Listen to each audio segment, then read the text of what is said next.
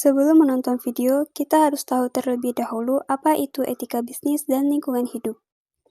Etika bisnis dan lingkungan hidup saling terkait karena bisnis beroperasi di dalam lingkungan. Etika bisnis yang baik dapat membantu perusahaan menjadi lebih berkelanjutan dan sukses, serta meningkatkan reputasi dan kepercayaan pelanggan.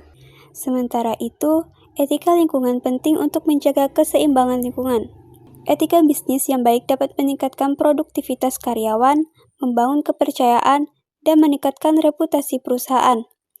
Sedangkan etika lingkungan merupakan nilai moral manusia dalam berinteraksi dengan lingkungannya. Etika lingkungan penting untuk menjaga keseimbangan lingkungan. Lingkungan dapat mempengaruhi bisnis secara langsung maupun tidak langsung. Lingkungan internal dapat dikendalikan oleh perusahaan, sedangkan lingkungan eksternal tidak.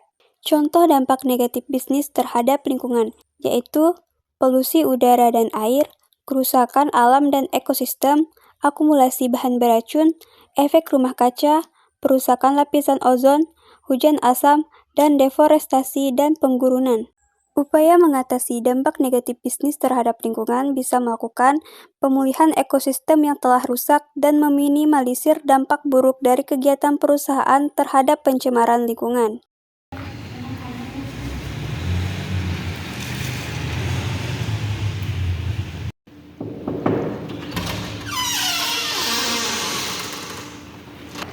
Produksi minyak sawit kita meningkat 30%. Jadi saya berencana nak memperluas lahan untuk meningkatkan ekspor.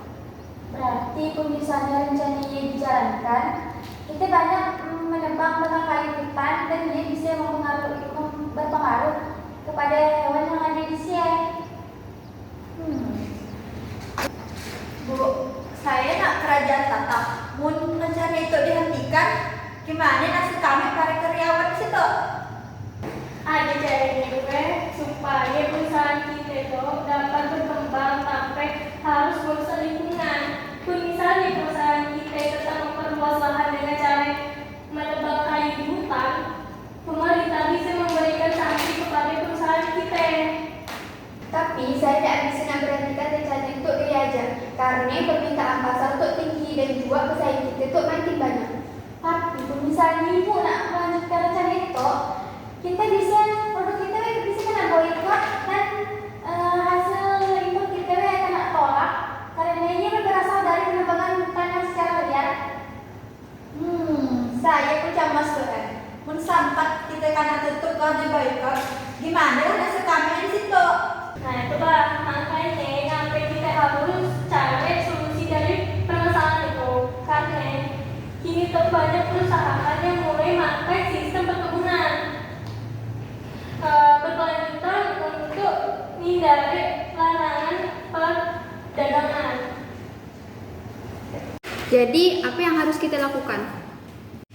Jadi kita harus gunakan lahan yang udah ada yang tersedia dan juga kita usahakan nak nebang batang kayu yang ada di hutan. Dan kita juga harus menggunakan teknologi yang ramah lingkungan. Mun dengan cara ya, perusahaan bisa tetap berjalan dan kami pun ada kerajaan, saya setuju. Nah, jadi teman-teman, saya bisa bantu untuk dapatkan sertifikat RSPO. Dengan ia, produk kita akan bisa lebih dipercaya di pasar global. Jadi dengan dia mungkin kita harus memanfaatkan lahan yang ada, terus kita harus dapatkan sertifikat RSPO, mengolah limbah yang baik dan hemat air, terus kita beri gaji kepada karyawan yang layak, dan kita juga harus melibatkan masyarakat lokal. Oke, saya sih setuju dengan saran yang diberikan. Dan yang lain? Saya pun setuju. Oke, terima kasih atas karena sudah setuju dengan saran yang saya berikan. Karena dengan ini saya bisa memikirkan dampak kedepannya bagi lingkungan dan perusahaan kita. Dan juga terima kasih atas pertimbangan untuk data depannya untuk kami. Untuk kami, saya izin keluar ruangan. Silakan. Dan saya